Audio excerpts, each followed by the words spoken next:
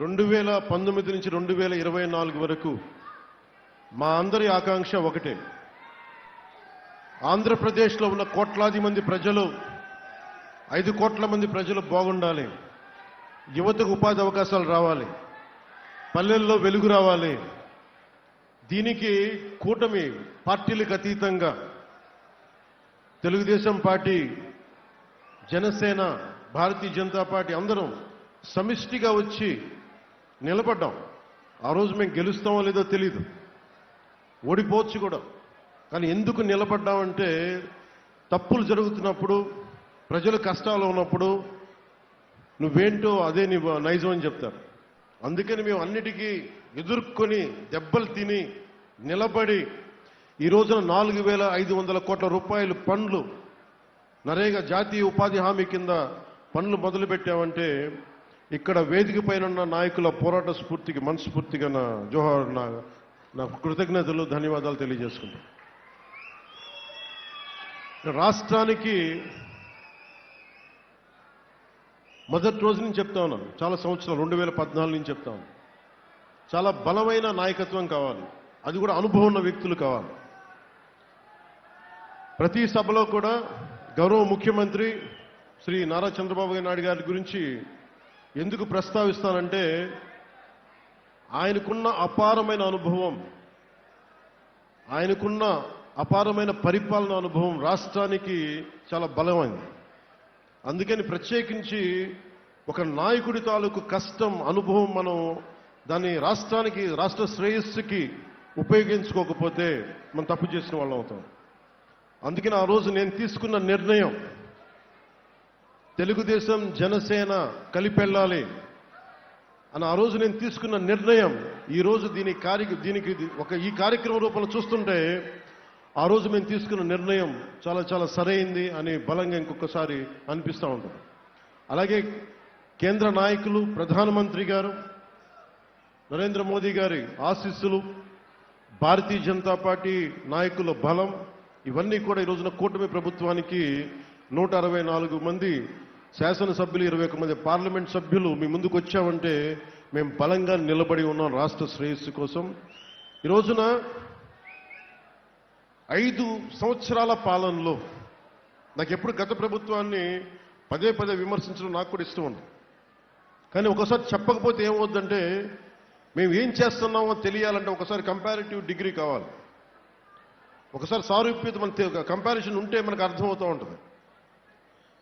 ఈ గత ప్రభుత్వం మీరు ఆలోచించండి, 5 సంవత్సరాల పాలనలో ఎవరు పంచాయతీరాజ్ శాఖ మంత్రి ఎవరో తెలియదు, అధికార యంత్రాంగం ఎవరో తెలియదు, ఏ రోజు సభలు జరపలేదు, గ్రామ సభలు జరపలా, గ్రామ తీర్మానాలు చేయలా. మన డబ్బులన్నీ ఏమైపోయినాయి? చెట్టుకొకటి పుట్టుకొకటి అయిపోయింది. ఎలా తీసుకున్నారో, ఎలా పోయినాయో డబ్బులు ఈ రోజు వరకు ఎన్నిసార్లు రివ్యూ చేస్తున్నా కానీ ఈ రోజు దాకా అది ఒక బ్రహ్మ విద్యలాగే ఉంటుంది. ఏ డబ్బులు ఎటు వెళ్ళిపోయినాయి అర్థం కాదు. అందుకని మేము పెట్టుకుంది గౌరవ ముఖ్యమంత్రి నారా చంద్రబాబు నాయుడు గారి నిర్దేశకమానికి, ఆయన నాయకత్వంలో పారదర్శకత, ఏం జరుగుతున్నాయి ప్రభుత్వంలో అన్నీ తెలియజెప్పాలి. ఇవన్నీ గుట్టుగా కూడా చేయొచ్చు, కానీ ఇందులో గుట్టు లేదు. ప్రభుత్వ పనితీరులో గుట్టు ఉండదు. ఓపెన్గా 2 చేతులు పెట్టి ఇలా చూపించాలి.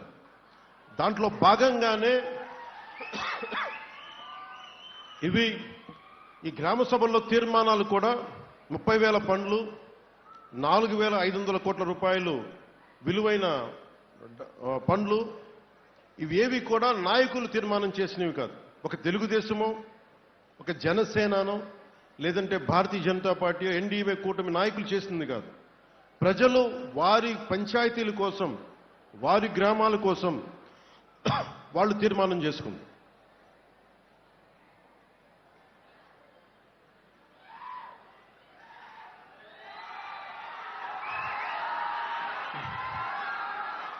అలాగే రాగానే రివ్యూస్లో ఒకటి అడిగాం. డిపార్ట్మెంటల్ రివ్యూస్ చేస్తున్నప్పుడు ఆ రోజున శశిభూషణ్ గారు ఉన్నారు, ప్రిన్సిపల్ సెక్రటరీ, వారిని ఒకటే అడిగాను, మన డిస్ప్లే బోర్డ్స్ ఎందుకు లేవు మనకి? ఒక గ్రామంలో పంచాయతీలో పనులు ఏం జరుగుతున్నాయి, ఎంత డబ్బు ఖర్చు పెట్టాం, ఏ పనులు ఉన్నాయి, ఇవన్నీ అంటే అది అలవాటు. అంటే ఆయన పాపం నేను చెప్పిన దాన్ని వెంటనే తీసుకొని ఈ రోజున అక్కడ ఉన్నది మీకు శంకుస్థాపన ఎవరు చేశారు ఒకటే ఉంది. అవి కాకుండా మీ పంచాయతీల్లో ఎన్ని పనులు ఉన్నాయి, ఎన్ని రకాల పనులు ఉన్నాయి, 30 రకాల పనులు ఉన్నాయి. ట్రెంచులు తవ్వడం దగ్గర నుంచి స్కూళ్ళకి కాంపౌండ్ వాల్స్ దగ్గర నుంచి గోకులాలు, బీటీ రోడ్లు, సిమెంట్ రోడ్లు, ఏ 30 రకాల పనులకి ప్రతి పనికి సపరేట్ డిస్ప్లే బోర్డు ఉంటుంది. ఇది ఏం తెలియజేస్తుందంటే ఇందులో గుట్టు లేదు. 4,500 కోట్ల రూపాయల నిధులను విడుదల చేస్తున్నాం. 30,000 రకాల పనులకి ఒక్కొక్క పంచాయతీకి డిస్ప్లే బోర్డు ఉంటుంది. అక్కడికి వెళ్ళి చూసుకుంటే ఈ పని అయిందా లేదా మీకు కూడా దీని మీద బలం ఉంటుంది. ఇక్కడ నేను ఇంత కష్టపడి పనిచేస్తూ ఉంటే, మేమందరం ఇంత పారదర్శకతతో పనిచేస్తూ ఉంటే, మొన్న ఈ మధ్యన కాకినాడ సంబంధించి నాకు ఒక సంఘటన దృష్టిలోకి వచ్చింది. అంటే మేము ఎంత పారదర్శకంగా ఉన్నా కానీ, ఎంత నిజాయితీగా ఉన్నా కానీ వ్యవస్థలో కూడా వ్యక్తులు అంతే బలంగా ఉండాలి. ఒక ఐఎఫ్ఎస్ అధికారి మా పేరు చెప్పి డబ్బులు అడగటం కాకినాడలో వెంటనే డిపార్ట్మెంట్ ఉన్నతాధికారులకు ఆదేశించడం జరిగింది.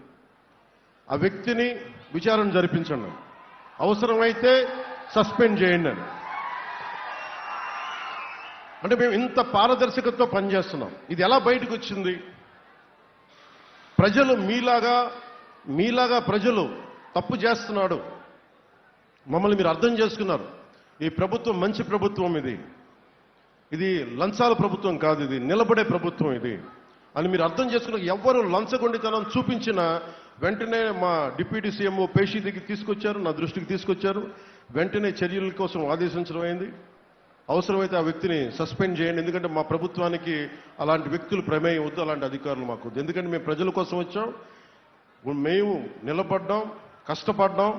ప్రజల కష్టాలని, ఆఖరి కష్టాన్ని తీర్చే వరకు మా సర్వశక్తులు మేము ప్రయత్నం చేస్తూనే ఉంటామని చెప్పి చాలా బలంగా ముందుకెళ్తున్నాం. దాంట్లో భాగంగానే మేము ఈ పంచాయతీల్లో, మన కంకిపాడు పంచాయతీల్లో ఏవేవి ఉన్నాయి, మన కృష్ణా జిల్లా పంచాయతీల్లో ఏవే పనులు ఉన్నాయి, ఇవన్నీ మీకు డిస్ప్లే బోర్డు ఉంటుంది. దాన్ని కూడా మిమ్మల్ని చూసుకోమని చెప్తాం. ఒకటే రోజున 13,326 గ్రామ పంచాయతీలు గ్రామ సభలు పెట్టాం. ఇప్పుడు దాకా దేశ చరిత్రలో ఇంత పెద్ద ఎత్తున జరగటం ఇదే మొదటిసారి. ఈ గ్రామ సభల్లో తీసుకున్న మన తీర్మానాలను అమలుపరచడం చాలా తేలికైన విషయం కాదు. ఇప్పటికే పరిపాలనా ఆమోదం, సాంకేతిక ఆమోదం ఇవ్వడం జరిగింది.